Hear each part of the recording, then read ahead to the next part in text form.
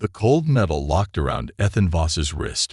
With a sharp click, a split second later, another cuff snapped shut. On her wrist, Zara recoiled, as though she had been burned, her silver eyes flashing. With fury, she yanked at the restraint hard enough that Ethan felt the metal dig into his skin, but the shackle refused to budge. The bioluminescent streaks on her deep blue skin flared, bright violet, pulsing with anger. Then she turned her wrath on the council elder standing before them. "This is a disgrace." Her voice was taut with fury, though carefully controlled. "You would shackle me to a human." Ethan sighed, already feeling the headache forming. He didn't like this any more than she did. But unlike Zara, he wasn't about to throw a tempered tantrum in front of an entire alien tribunal. The elder, his aged Zeri features, as unreadable as ever, clasped his hands behind his back. His dark, scaled skin shimmered slightly under the artificial light of the council chambers. He had clearly anticipated this reaction. "Zora of Clan Vura," he said, voice measured and unshaken, "you defied direct orders. You acted alone. Your reckless actions put the mission at risk, and for that there must be consequences." Z's jaw tightened. "I completed the mission." "You completed your version of it," the elder corrected, "at the cost of protocol, at the cost of discipline." His gaze flickered toward Ethan before returning to Zara. "Had it been anyone else, exile would have been the answer." Ethan, shifting slightly in place, resisted the urge to rub his temples, right, because exile was the standard Zeri response to insubordination. No second chances, no room for mistakes, just permanent banishment from their highly disciplined society. It wasn't the first time he'd seen their laws in action, and it always struck him as harsh, especially for a species that considered itself enlightened. But instead of exile, Zora had been given him a living punishment. Ethan crossed his arms, the cuff digging into his wrist. "Great summer sentence." He shot Zora a sideways glance. "Lucky me." She turned on him so fast he barely had time to react. "Do not speak as if you were the victim here." Primitive. "Oh, here we go." Ethan let out a slow breath. He had been working with the Zeri long enough to recognize their superiority complex, and Zara had it in spades. She was high-ranking military, a warrior caste member trained from birth to be faster, stronger, and more disciplined than anyone else. The Zeri prided themselves on precision, strategy, and control, and now their golden soldier had been shackled to a human. To her, this wasn't just a punishment, it was humiliation. The elder remained unfazed by their exchange. "The bond will remain until it is deemed fulfilled." Zara exhaled sharply. "And what exactly does that mean?" "The council will decide when the lesson has been learned." That answer was an answer. Ethan glanced at Zara, waiting for her reaction, and wasn't disappointed when she took a slow, threatening step toward the elder. "I have served my people with honor," she said, voice quiet but brimming with restrained fury. "I will not." "You will obey." The elder cut her off without raising his voice, as all warriors must. A tense silence followed. Zora's hands curled into fists at her sides. The violet streaks on her skin pulsed erratically, a telltale sign of conflicted emotion. For a moment, Ethan almost felt bad for her. Almost. Then she turned her glare back on him, and moment passed. The elder gestured toward the exit. "You're dismissed." Zora hesitated just for a fraction of a second before turning on her heel and storming out of the chamber, dragging Ethan with her. He barely had time to react before the force of her stride yanked him forward, the shackle biting into his wrist. "Oh, for food." "Zora, slow down." She ignored him completely. By the time they reached the docking bay, Ethan was winded. Zora's pace was relentless, long, precise strides that forced him to move faster than was comfortable. He had already stumbled twice trying to keep up, but she hadn't slowed once, not even acknowledged that he was there. "Are we going to talk about this?" he asked, breath slightly uneven. "Silence. Or are you just going to pretend I don't exist still?" "Nothing." Ethan ran a hand through his hair, frustrated. "You know, you could at least pretend to have some level of professionalism. I get that you're pissed, but I do not require conversation." She interrupted, her tone clipped. "Well, that makes one of us." Ethan muttered. She shot him a look, silver eyes cool and unreadable. "Then speak to yourself." Ethan let out a sharp laugh. "You're a real treat." "You know that." Zora didn't answer. Fine, if that was how she wanted to play it, Then she turned sharply. Ethan wasn't ready. The sudden movement yanked him sideways, nearly pulling him off balance. He caught himself at the last second, exhaling a frustrated breath. Seriously?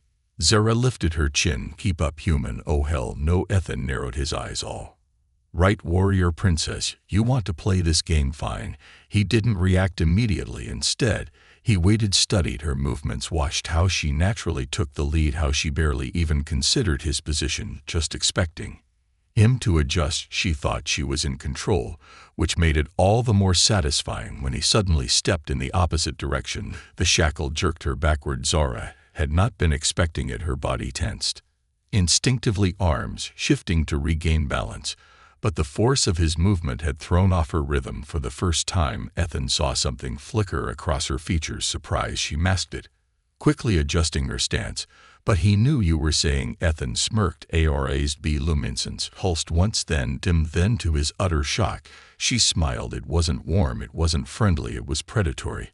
And that was when Ethan realized he had just challenged a warrior. Well played, human, she said, voice dangerously smooth.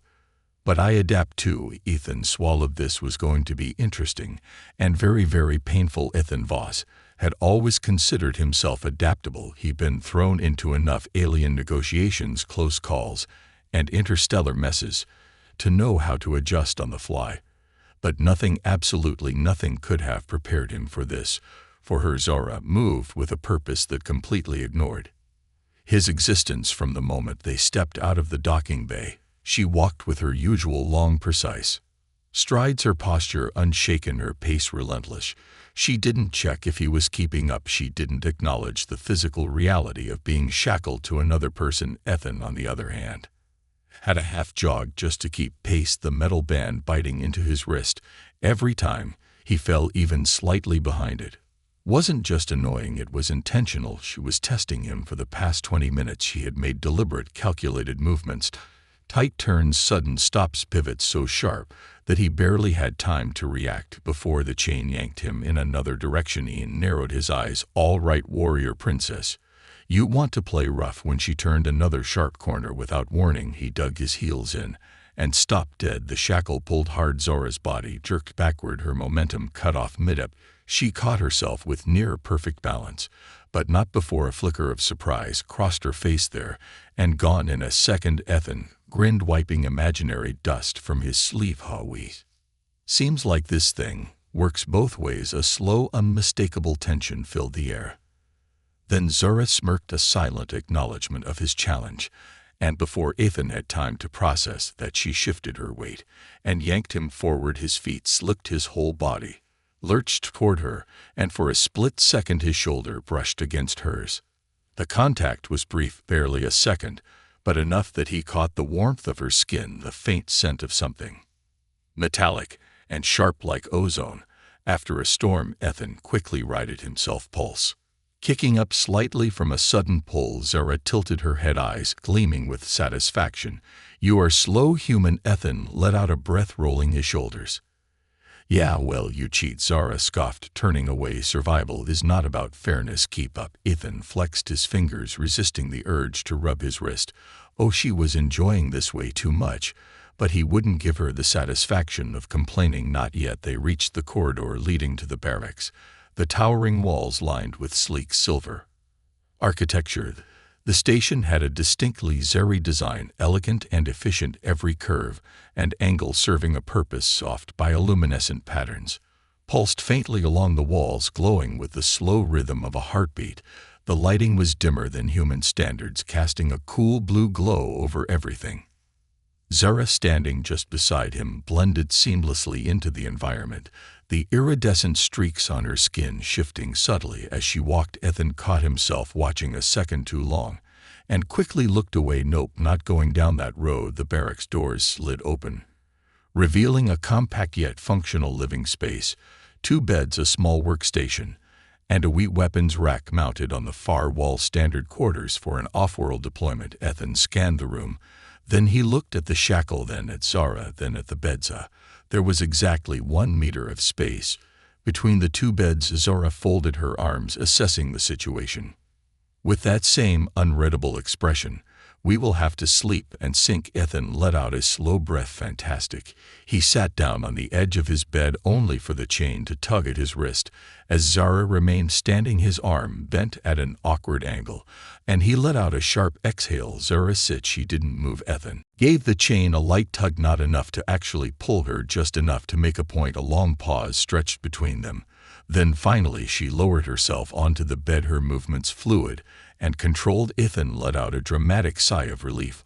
Wow, we did it. First real team effort. She ignored him, laying back with military perfect posture, arms crossed over her chest. Ethan, meanwhile, tried every position imaginable to get comfortable, but every time he moved the shackle pulled in some way, constantly reminding him of her presence.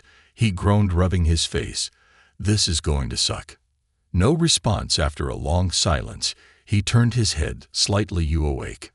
Nothing of course, she was already asleep or pretending to be. Ethan exhaled, staring at the ceiling. He tried to ignore the sound of her breathing, the faint rise and fall of her chest. But sleep didn't come. It took exactly 2 days for Ethan to realize that privacy was dead. From the moment they woke up, they were forced to move together. If he needed a stretch, she had a stretch. If she wanted to train, he was dragged along. If he had to eat, they had to sit together. It was hell. On the morning of the 3rd day, Ethan groggily ran a hand through his hair as he sat up, only to feel resistance against his wrist. Right, Zara? She was already awake, already dressed, already at the workstation, scanning a data pad with her usual laser focus. She hadn't even woken him up. Ethan squinted at her. Do you ever sleep? Zora didn't look up. Sleep is inefficient. Ethan let out a slow breath. Oh my God, I'm changing into a robot now. She glanced at him, silver eyes sharp. I'm not a machine. Yeah, you sure? Because normal people don't wake up before their alarms, fully armed and ready to fight. She tilted her head slightly. Humans rely too much on rest. Ethan groaned, flopping back onto the bed. Humans like not being exhausted. Big difference. She merely hummed in response, going back to her data pad. Ethan exhaled slowly, staring at the ceiling. He had never met someone so goddamn rigid. Everything about Zora was precise, controlled, unshaken. But the worst part, despite all her talk about discipline and efficiency, Z was also stuck with him. And no matter how much control she thought she had, it was only a matter of time before that discipline cracked. Ethan just hoped it happened to her before it happened. Dan, Ethan had woken up to a lot of strange things in his life. Combat alarms blaring in the middle of the night, the unsettling silence of deep space, even the time an angry ex had tossed his boots out of an airlock. But nothing, absolutely nothing, could have prepared him for waking up to a fist flying at his face. His body reacted before his brain fully caught up. Years of instinct kicked in, and he threw himself to the side just in time. The punch missed by inches, but the sudden movement sent him rolling off the bed and crashing onto the floor. The shackle yanked at his wrist mid-fall, adding just enough resistance to twist his landing into something even more painful. Ethan groaned flat on his back, staring at the ceiling as his pulse pounded in his ears. What the hell? He rasped. Zora didn't even blink. She stood beside the bed, calm, unshaken, and entirely unbothered by the fact that she had just attacked her unwillingly tethered companion. You were slow, she said. Ethan dragged a hand down his face. That's not a normal thing to say to someone you just sucker punched. Awake, Zora merely folded her arms. If I were an enemy, you would already be dead. Ethan blinked at her. Then he sat up very slowly, rubbing his wrist, with a shackle had bit into his skin. Hold on. Are you telling me you just attacked me as a morning warm-up? Yes. He exhaled through his nose, counted to 5, so he wouldn't say something that would probably get him punched again. Z tilted her head slightly, her bioluminescence pulsing a soft blue, signaling mild curiosity. Humans do not train upon waking. No, Zara, humans do not wake up expecting to be punched in the face. She frowned as if that statement confused her. That seems inefficient. Ethan threw up his hands. Inefficient? You're calling my survival instinct, which mind you includes not getting clocked in the jaw every morning, inefficient? Zora exhaled through her nose, not quite a sigh, but close. Your body was not ready for immediate combat. That is a flaw. Ethan pointed at her. It's only a flaw when someone ambushes me in my sleep, which is not. He rubbed his face Groaning a normal occurrence, she merely lifted a shoulder in a slight shrug then. You will adapt. Ethan let out a slow, exasperated breath. He had two choices. Here argue with a stubborn combat-trained alien warrior who had already decided she was right, or accept that this was his life now. Neither option was great, but he was still too tired for another fight. Fine, whatever, he muttered, pushing himself up and rolling his shoulders. Just maybe warn me next time. Zara has simply turned away, already losing interest. You should be prepared without warning. Ethan exhaled sharply. Of course, breakfast wasn't much better. This Vermouth hall was a vast open space, lined with sleek metallic tables arranged in uniform rows. The air smelled of spiced protein rations, something faintly bitter, and the ever-present metallic tang of the station's recycled oxygen. The overhead bioluminescent panels cast everything in a cool, pulsing blue light, dimmer than human standards, but perfect for Zeri eyesight. Ethan slumped into his seat, still glowering at Zara from across the table, his entire left side ashed from his unplanned morning combat drill, and he was convinced she'd do it again tomorrow. Zara, by contrast, sat perfectly upright, posture rigid, expression unreadable, as she ate with precise, efficient movements. Ethan grabbed his fork, eyeing the gray protein slab on his plate with deep distrust. He stabbed it experimentally. It didn't move. That wasn't a good sign. I swear to God, this food has the consistency of a concrete block. He frowned, giving another poke. You guys sure this isn't part of your training? 'Cause I feel like this is an endurance test. Zara didn't look up. It is nutrient optimized for peak performance. Yeah, peak performance of what exactly? Digestive failure. There was a very faint exhale from Zara, something so small and so quick that Ethan almost missed it. He froze, and a slow grin spread across his face. Wait, did I just hear an almost laugh? Did I just witnessed the mighty Zari warrior break character? Zara finally glanced up, expression cool and unimpressed. Your perception is flawed. Ethan chuckled, shaking his head. Right. I'm sure I imagined it. The low hum of conversation filled the mess hall, but something about the atmosphere felt off. Ethan glanced around and realized they're staring at us. Zara didn't even look up. They're staring at you. Ethan frowned. What? Zara finished the last of her meal before answering. Because you are an anomaly. Ethan blinked. Wow, harsh. She tilted her head slightly, considering. Not an insult, simply fact. No human has ever been bound to a Zari warrior before. Ethan's gaze flickered across the room. He hadn't really thought about it before, but now, yeah. They were watching him. Some Zari warriors looked on with mild curiosity, others with thinly veiled amusement. A few didn't bother hiding their disdain. He let out a slow breath. So what, they think I'm just some weird pet you have to drag around now? Z's bioluminescence flickered just once. Amusement. So may see it that way. Ethan groaned, running a hand down his face. Great love being the station's exotic zoo exhibit. Zara stood, her silver gaze steady, then pro them wrong. Ethan frowned. What? She moved away from the table, not waiting for him to follow. You wish to be seen as more than a burden, then act like it. Train with me. Ethan hesitated. Train with her? Oh, he already knew how that would end. Still, he glanced at the other warriors. Their lingering stares, the way, had already dismissed him his week before he even done anything. Ethan sat down his four and exhaled through his nose. Fine, he muttered, standing. Let's get this over with. The shackle tugged at his wrist, and he followed Zara toward the training hall. The moment they stepped inside, Ethan knew he was in trouble. The massive room was filled with Zeri sparring. Their movements of blur, a flawless precision. Rows of weapons lined the walls, each blade polished to a lethal sheen. The air crackled with intensity. This wasn't just a gym, this was a battlefield. Ethan exhaled, rolling his shoulders. All right, so what's the plan? Reflex training, hand to hand. He gave her a dry look. Or am I just a glorified punching bag? Zara stepped onto the mat, her bioluminescence shifting to subtle violet. We will start with adaptation drills. Ethan frowned. Adaptation to what? Zara moved. The chain tightened, and Ethan barely had time to react before she launched. Ethan barely had time to process the shift in Zara's stance before she moved. No warning, no hesitation, just a blur of motion, and the sharp realization that she was already in his space. He tried to step back, But the shackle snapped taut, yanking him forward instead of letting him escape. His body pitched off balance, and before he could fully recover, Zora's leg swept behind his ankle and took him down. Ethan hit the mat hard. The impact rattled through his spine, driving the air from his lungs in a sharp exhale above him. Zora stood with perfect balance, her silver eyes calm and unreadable. Too slow. Ethan let out a slow breath, staring up at the ceiling. Oh good, I was worried today would be too easy. A flicker of amusement crossed Zora's bioluminescence, a brief shimmer of soft blue, but it was gone before he could be sure it had even happened. He pushed himself upright, rolling his sore shoulder. Okay, that was a cheap shot. Zora arched a brow. Cheap? I did not deceive you. You simply failed to react. Ethan exhaled through his nose, shaking out his limbs. All right again.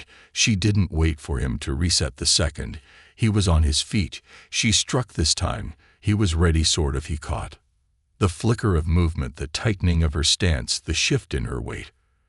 Right before she launched, instead of pulling back, he twisted with emotion, letting the shackles pull, turn his momentum rather than fight against it. It almost worked. Zora's left hand snatched his wrist mid-motion, stopping his escape dead. In the same breath, she turned his own movement against him, twisting his arm just enough to throw him off balance. Ethan gritted his teeth, adjusting his weight before she could fully take him down. Instead of resisting outright, a losing battle given the strength difference, he went with the momentum, using it to twist under her hold and break free. His wrist slipped loose. Ethan stepped back, breathing heavier than he wanted to admit. This time he stayed standing. Zora's gaze flicked over him, unreadable. Then she gave a small, almost imperceptible nod. Better. Ethan flexed his fingers, shaking out the lingering ache. Yeah, I'm still on my feet, so I'll take that as a win. Zora's bioluminescence pulsed faintly, but she didn't comment. Instead, she circled him again, assessing. You still fight like a human. Ethan arched a brow. Funny, because I am one. Zora didn't smile, but there was something close to amusement in her gaze. You rely on individual movement. Zuri warriors move with their environment, with each other. Ethan frowned, watching her closely, the way she adjusted to his steps, the way her body shifted, not just in reaction to him, but in anticipation of his next move. She wasn't just watching, she was calculating. You're reading me. He realized. That's why I keep getting tossed around. Zora took another slow step forward, and Ethan braced himself, but she didn't attack. Instead, she reached for his wrist, moving it slightly. Ethan tensed, instinctively expecting another maneuver, but nothing came. Your stance is unstable, she said. Your center of gravity is too high. Ethan blinked. Wait, are you actually teaching me? Zora met his gaze, expression unreadable. You cannot train if you do not understand. Ethan smirked. Hun, here I thought your plan was just to beat technique into me through repetition. Her bioluminescence flickered an irritated violet. That is inefficient. He chuckled. Right, wouldn't want that. She stepped back, motioning for him to reset his stance again. Ethan exhaled slowly and repositioned himself, focusing on everything: the way the shackle pulled, the way she adjusted. She was forcing him to adapt, so he did. By the time they left the training hall, Ethan was sore in at least 6 new places. He rolled his shoulders as they walked through the station's corridors, the cool hum of the ship's systems, a sharp contrast to the heated intensity of the sparring hall. Zora walked beside him, unshaken, her movements as controlled as ever. Ethan exhaled, running a hand through his damp hair. You know, I get that Zeri conditioning makes you some kind of unshakable warrior. But do you ever get tired? She glanced at him. Fatigue is a sign of weakness. Ethan snorted. I knew you were going to say something like that. She didn't react, but her bioluminescence flickered just briefly. They turned the corner into the main common area, and Ethan felt it immediately. The eyes on him before training, the other Zuri warriors had watched him with curiosity, maybe quiet judgment. Now it felt different. As they passed, several warriors acknowledged him. Not outright respect, not yet, but a few of them gave short nods, a quiet acknowledgement. It wasn't much, but it was something. Zora noticed too. She didn't comment on it immediately, but after a moment she said, they see you differently now. Ethan arched a brow. What, because I didn't get completely wrecked in training today? Zora didn't answer right away. Then after a beat, they respect Strength and adaptation. Ethan flexed his fingers against the shackle. It wasn't much, but it was progress. Then Zara stopped walking. Ethan nearly kept moving, which would have yanked him backward, but he caught himself just in time. She was staring straight ahead, her posture rigid. Ethan followed her gaze and immediately saw why. At the entrance to the command sector, a group of Zeri officers stood in formation. Their armor was different, marked with a separate insignia higher rank. One of them, steep forward, tall, broad, his bioluminescence was dim, flickering only slightly, a sign of control. His expression was calm, but something about it fell sharp. Ethan didn't need Z's body language to tell him this was a problem. The Zeri officer's silver gaze swept over him before landing squarely on Zara. When he spoke, his voice was clipped, formal, but with an edge. Zara Vra. He glanced at Ethan. I see the council's punishment still stands. Ethan's gut tightened. Something about this guy was off. And when he glanced at Zara, he saw it, the rigid set of her shoulders, the tightness in her jaw, not just tension recognition. Ethan exhaled slowly. Oh, this one had history. The tension in the corridor was instant and suffocating. Ethan didn't need to be an expert in Zeri politics to recognize bad history when it stared him in the face. Zara stood rigid beside him, her posture locked in cold precision. Every line of her body was taut, but her bioluminescence, normally shifting with irritation, focus, or challenge, was still too still. Across from them, Commander Rat-Hose held himself in careful ease, as if the weight of the moment meant nothing to him. His tall, broad form cut and imposing silhouette, his armor bearing the distinct insignia of the elite vanguard, a mark of warriors who operated beyond the council's reach. His bioluminescence barely flickered, a sign of absolute control, and when his sharp silver gaze settled on Ethan, he smiled, not mocking, not condescending, but interested. That was worse. I was wondering how long it would take before I encountered you, Rat-Hose said smoothly. Ethan shifted, instinct flaring at the way the Zeri studied him, not like an enemy, not like an annoyance, but like a puzzle. He forced a smirk. Yeah, you keeping tabs on me, perhaps, Rat-Hose murmured. You are an interesting case. His eyes flicked to the shackle around Ethan's wrist, lingering just a second too long before returning to Zara. Ethan caught the shift and his stomach twisted. Rat-Hose wasn't just curious, he was evaluating, and he didn't like it. Zara, to credit, hadn't moved, hadn't spoken, but Ethan could feel the tension rolling off her in waves. When Rat-Hose finally addressed her, his voice carried something almost familiar. It's been a long time. Ethan glanced between them, not missing the weight in those words. Z's response was measured, her tone clipped. Commander Rat-Hose tilted his head, still formal, even after everything. Ethan frowned. Oh yeah, this is definitely something personal. Zara didn't respond. Her bioluminescence remained eerily muted, and that silence that was louder than words. Rat-Hose studied her for a moment longer before exhaling softly. You've changed. Z's jaw tightened. I'm still Zeri. Yes. Ross's gaze flickered, something unreadable beneath it, but not the Zara I remember. Ethan narrowed his eyes. He might not know the details, but this was charged. His gut told him whatever past existed between them wasn't just professional, and suddenly he really didn't like this guy. He cleared his throat loudly. So are we just going to stand here exchanging dramatic stares? Or is someone actually going to tell me what's going on? Rat-Hose turned his gaze back to Ethan, arching a brow. You have a habit of speaking out of turn, he observed. Ethan grinned. Yeah, I get that a lot. Rat-Hose studied him for another beat before smiling. It's amusing. Ethan bristled.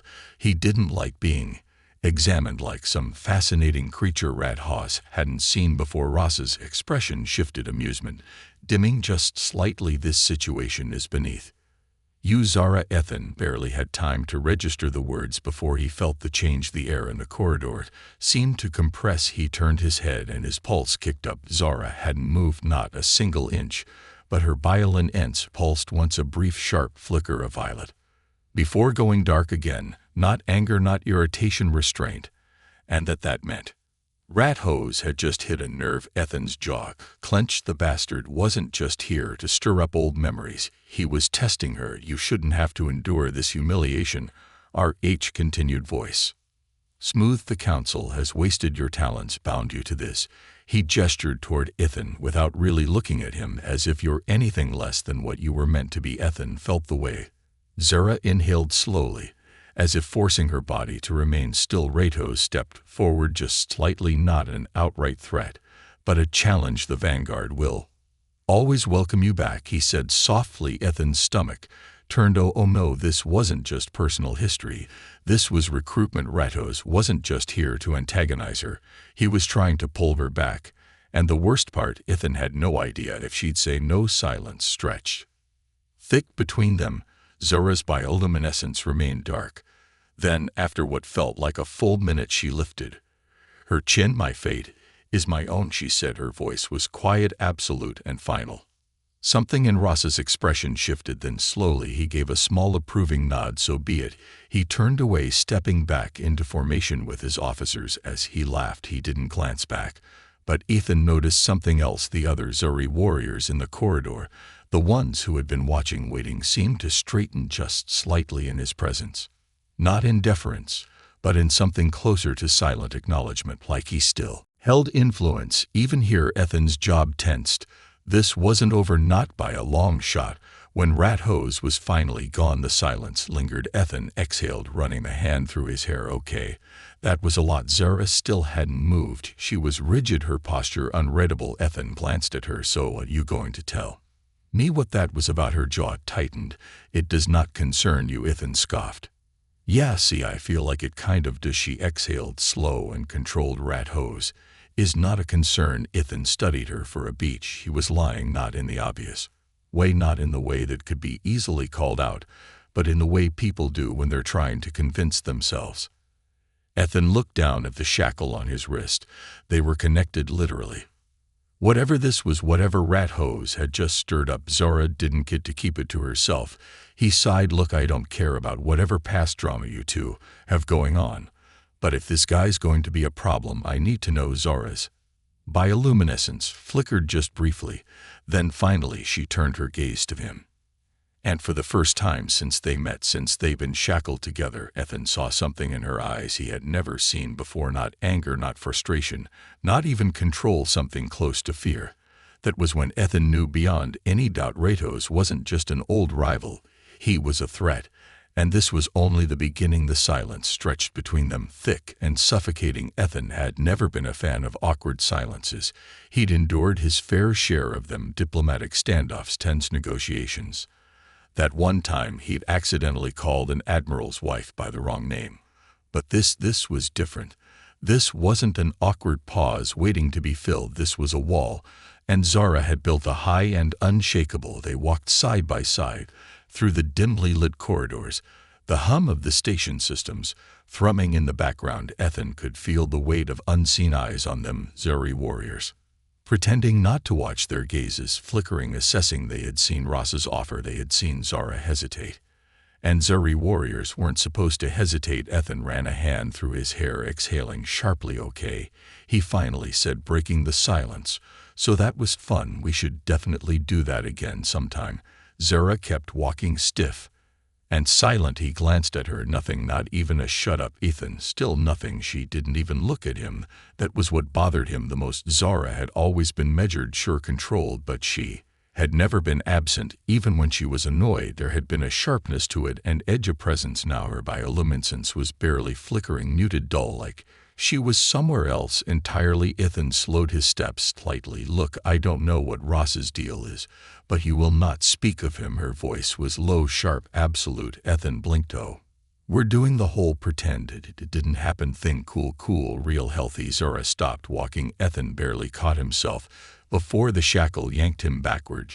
She turned toward him, her expression cold, unreadable, but her eyes weren't empty. There was something buried deep beneath the surface, something coiled tight, a wound sealed too quickly, barely holding together. Ethan, she said quietly, not weak, but careful. Let this go. Ethan studied her. You know I won't. Her jaw tensed. You should. He huffed to laugh, shaking his head. Yeah, well, I've been told I have a problem with authority. Zara exhaled slowly, then turned and started walking again. This time Ethan didn't push, but he didn't let it go either. Ethan had assumed they were heading back to their quarters, but Zara didn't stop, didn't slow. She took a sharp left without warning, striding into the training hall with a purpose that sent alarm bells ringing in his head. The room was empty, no warriors sparring, no instructors watching, just the faint hum of the ship's systems and the steady pulse of bioluminescent lighting overhead. Zara walked straight to the center of the mat, turned and faced him. We train Ethan hesitated. Something about the way she stood, the way her shoulders were set too tight, too rigid, made his instinct scream at him to proceed with caution. He rolled his shoulders, exhaling. All right. He braced himself, falling into a defensive stance. He had expected her usual precision. He was wrong. Zora moved like a blade unch. She didn't strike with her usual fluid control. She attacked with speed, force, aggression. The first blow came fast, too fast. Ethan barely dodged, pivoting as she lunged again. He raised his arms in a weak block, but the impact still rattled through his bones. Another strike, a sharp sweep at his legs. Ethan jumped back just in time, but the movement pulled the shackle taut, yanking them toward each other. Zora didn't hesitate. She grabbed his wrist, twisting too hard. Ethan gritted his teeth. Okay, how did I do something to piss you off? Or are you just… She drove forward. Ethan twisted, trying to break free, but she was already moving. A sharp pivot, a sweep, and then he was on the ground. The impact knocked the breath from his lungs before he could recover. She was on him, pinning his arm to the mat, her knee pressing against his chest. Ethan's pulse kicked up, not because she'd won, she always won, but because of the look on her face. Her breathing was uneven. Her bioluminescence was dim but flickering erratically, like she wasn't here, like she was somewhere else. Ethan didn't struggle. He didn't push back. He just stared up at her and said very carefully, Zara. Her grip tightened for a second, just a second. He thought she wasn't going to let go. Then she blinked. Her bioluminescence flared bright. Startled before dimming again, she inhaled sharply and released him, pushing off him so fast it was like she'd been burned. Ethan sat up slowly, rubbing his wrist. Okay, he said, trying to catch his breath. That was a little more murder. Why than usual. Zora didn't answer. She had turned away, hands clenched into tight fists. Ethan watched her for a beat. Zora. Silence. Then I should not have reacted. Her voice was softer than he never heard it. Ethan exhaled slowly. Yeah, well, I've been thrown around enough times to know when someone's fighting a real opponent and when they're fighting something in their head. Zora's shoulders tensed. He took a step closer. What happened with Raidos? She didn't turn. My past is not your concern. Ethan sighed. Yeah, see, you keep saying that, but, and I really can't stress this enough, I'm physically shackled to you. Zora exhaled. Slow and measured. She was deciding for a long moment. He thought she wouldn't say anything at all. Then finally she turned, and Ethan felt his stomach tighten. Because for the first time since they'd met, she looked uncertain. Her bioluminescence flickered, shifting in a way that wasn't quite controlled. And then softly she said, Rat Hose was my commander. He was my mentor. A pause. He was also the one who ordered my exile. Ethan stilled. Oh, that changed everything. Ethan ran a hand through his hair. Well, that's a hell of a plot twist. Zara's bioluminescence pulsed faintly, something almost amused. Then it faded. She took a slow breath. He will not stop. Ethan studied her, then shrugged. Then we don't let him win. Zora's gaze snapped to him, eyes sharp and slowly asterisk, so faintly he almost missed it. Asterisk. Her bioluminescence flickered blue amusement. It was gone a second later, but it was there, and Ethan. He counted that as a win. Ethan had always figured he'd go out in some spectacularly dumb way, maybe crashing a ship into an asteroid belt because he pushed the engines too hard, maybe getting shot over a bad hand in a back alley poker game. Maybe if he was really unlucky, he'd just forget to check an airlock before stepping outside. But this was so much worse. Zora's grip on his wrist was iron, dragging him through the labyrinth and corridors of the Zuri warship. The shackle binding them together bit into his skin, its pull relentless as he struggled to match her brutal breakneck pace. Behind them, alarms blared red. Emergency lights bathed the walls in warning signals. And the worst part, the pounding of boots. They were being hunted. Ethan's heart slammed against his ribs as Zara yanked him forward again. Rounding another corner, he barely managed to keep his balance. Okay, he gasped, ducking as they passed through a low-ceiling corridor. Not to question Your flawless strategy. But where the hell are we going? Zora didn't answer. She was too focused, her silver eyes scanning ahead, her bioluminescence pulsing. Erratic bursts of blue and violet, a language he still didn't fully understand, but knew wasn't good. Ethan had seen her fight, seen her in complete control of herself, her body, her surroundings, but right now she wasn't in control. She was running out of options.